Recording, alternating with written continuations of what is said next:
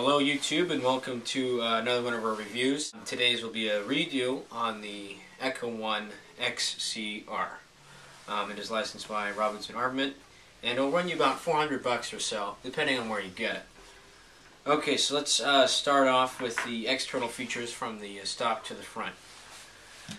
For the stock, it features an FN Herstal style folding stock. There's a button right here. You press that down, it'll fold off to the side.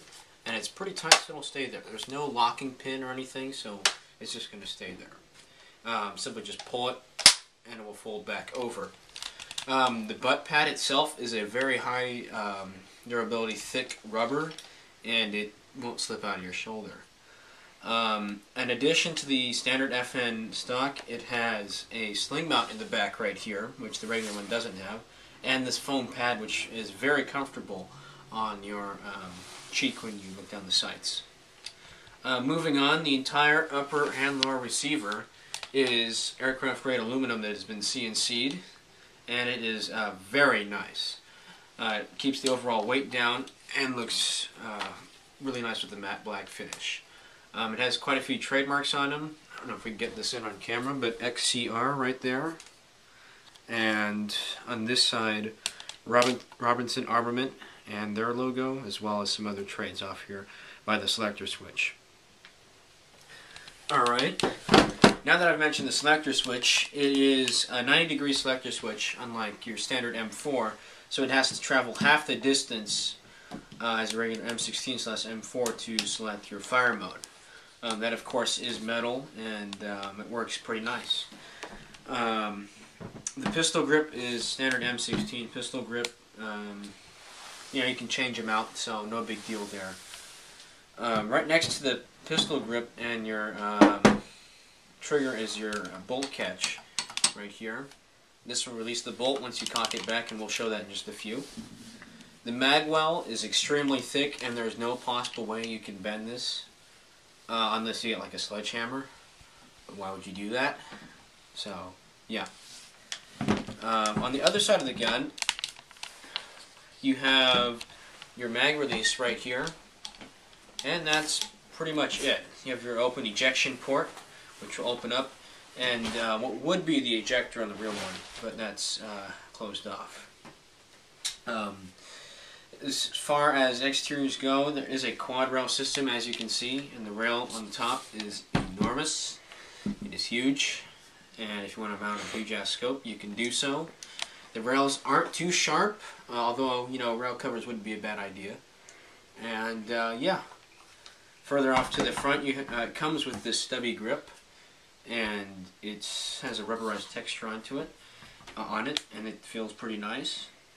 When it comes, your gun will have a orange flash hider, which nobody likes, and you can take it off, and it will also come with this black / gunmetal flash hider, which we highly suggest putting on. It will also come with this PEQ unit, which is a very nice addition since this gun has very limited battery space. It can hold a 7.4 volt 2000 milliamp battery, and it's great. Right now I'll show you how to open it up and put it in since we're already talking about it. So to open it up, you're going to want to unscrew this knob back here all the way. Set that off to the side, don't lose it. And you're going to pop this open and let it hang off to the side. It'll have a little rubber thing up here which will keep it from splitting apart entirely. There'll be a screw right here which you're going to need to detach when you first get it, but we've already done that, so yeah. This is the battery which it'll come with. It's pretty nice, and it fits in here perfectly. And you're going to just put that in right there and tuck in the wiring. Make sure to get the connectors all lined up. And then put the top back on.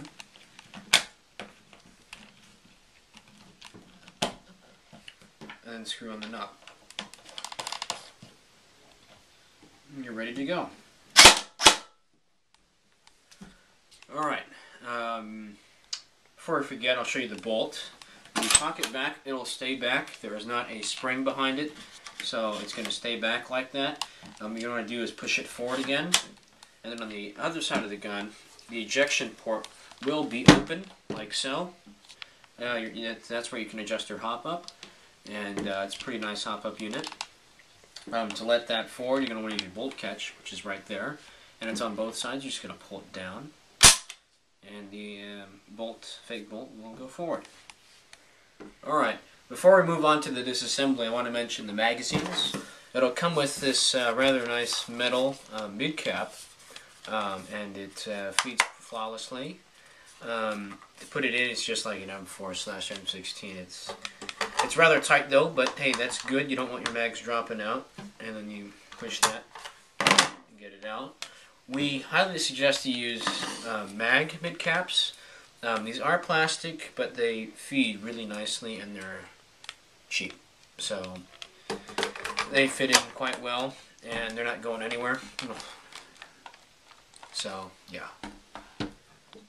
Alright, so a player on our team who owns this gun will now be doing a player's perspective because he uses this every single time he goes. So here he is. Alright, so this gun is absolutely amazing. It's not super heavy, which is a plus for some of you who like to run around and you won't just get bogged down. And just the full CNC finish is just excellent. The split gearbox inside is super easy to change if you want to go from like a CQB arena to outdoor. You can do it so easily. Although the battery space is a little limited to a PEC box or the upper receiver right here, it's you can still fit a decent LiPo battery that Echo1 provides with the gun. It's an amazing battery. The padded cheek rest and the rubberized stock, and it's just like a perfect length for at least my arms. Some of you, I don't know how long the arms you guys have, but it's just perfect for me. It's like non-slip. It just feels amazing. The whole grip and the selector switch, how it's only 90 degrees, it's just perfect.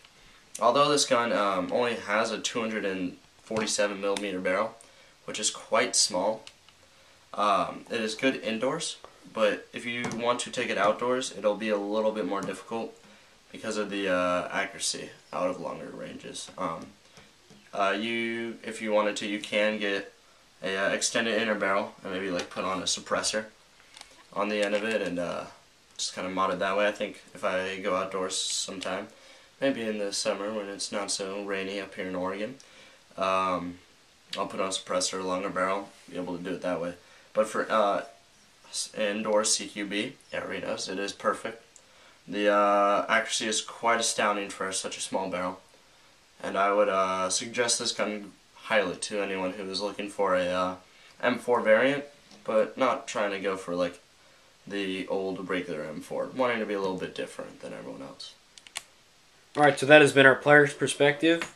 Thank you very much for watching, and we highly suggest you get this gun if you have the money. And thank you. Stay tuned for our next review, and we have a shooting video already up. Please put in the comments if you want to see a full disassembly, and thank you for watching.